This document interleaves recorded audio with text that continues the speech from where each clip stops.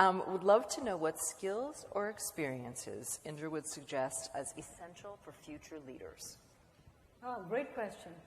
I've always talked about my 5 C's model, and let me talk about them again. The first is competency. I think anybody who wants to be a future leader should have a hip pocket skill that everybody looks at and says, XYZ is the go-to person for that skill. Because unless you're really known for something, and not just as a generalist, you don't stand out from the pack.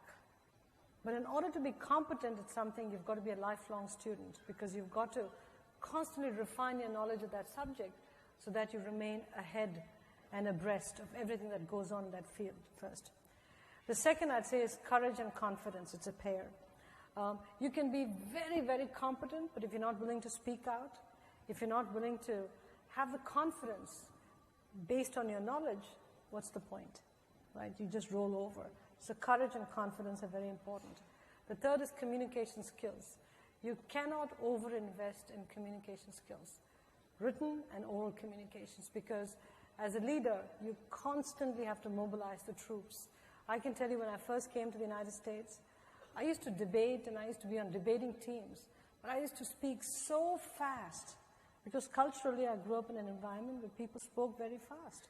Fortunately, Yale had a requirement that unless you passed the communications course, you couldn't graduate from the first year to the second year in business school.